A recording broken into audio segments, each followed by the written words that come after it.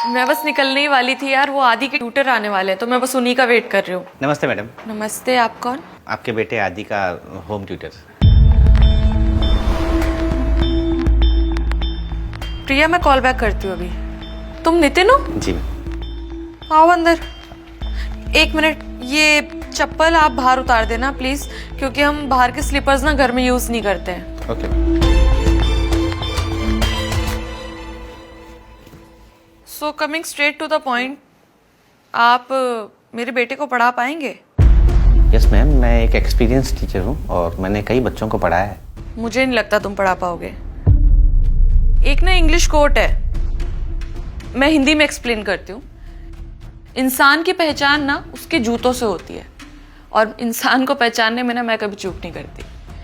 The point is कि मेरे बेटे का आईसीएसई बोर्ड है और सब कुछ इंग्लिश में ही होता है, और तुम्हें देख के लग रहा है कि तुम किसी गांव से बिलोंग करते हो। तुम्हारा रहन सहन, तुम्हारे कपड़े, सब कुछ। और मेरा बेटा आदि अगर तुमसे ट्यूशन्स लेगा तो वो बिल्कुल तुम्हारे जैसा बन जाएगा, जो कि मैं बिल्कुल नहीं चाहती। सो बुरा मत मानना, मैं बस फैक्ट्स बता रही थी। I hope you understand. नहीं मैम, मैं बुरा नहीं मान रहा हूँ। मुझे तो आपके बच्चे के फ्यूचर के लिए अफसोस हो रहा है। मतलब? मैम, माँ एक बच्चे की पहली गुरु होती है,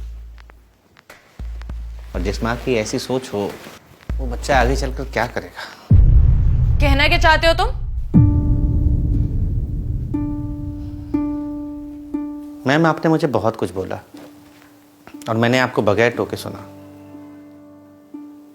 अब मैं आपसे कुछ कहूंगा, लेकिन आप नाराज मत होइएगा।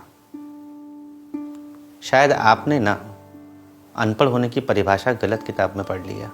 शिक्षा पर सभी का समान अधिकार है, और जिसे जीवन में कुछ करना होता है ना, वो समाज और परिस्थितियों से हार नहीं मानता।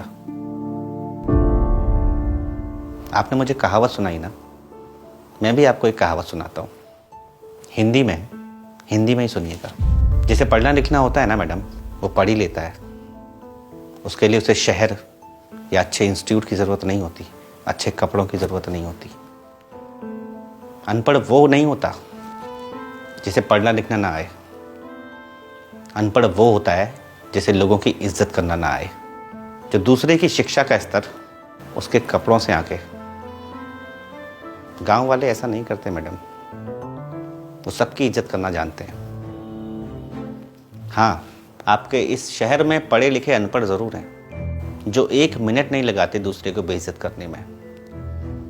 वो ये नहीं सोचते कि सामने वाले की क्या ज़रूरत है, क्या मजबूरी है। बाकी रही मेरी बात, 12th में मैंने स्टेट टॉप किया था, यूपीएससी का मेंस क्लियर कर चुका हूँ, इसीलिए एनबी कोचिंग ने मुझे हायर किया है। बस कुछ परिवार की ज़रूरतें हैं जिनके लिए ट्यूशन पढ़ाता हूँ, और जितना मुझे इस ट्यूशन की ज़रूरत है ना, उससे ज़्यादा आपके बच्चे को एक अच्छे टीचर की ज़रूरत है। I hope you understand. Thank you madam, have a nice day. Sir, आप एक टीचर हैं, आपका काम है लेसन्स देना। मैं समझ गई हूँ, मेरे बेटे के लिए आपसे अच्छा टीचर और कोई नहीं हो सकता। मैं कल से आता हूँ।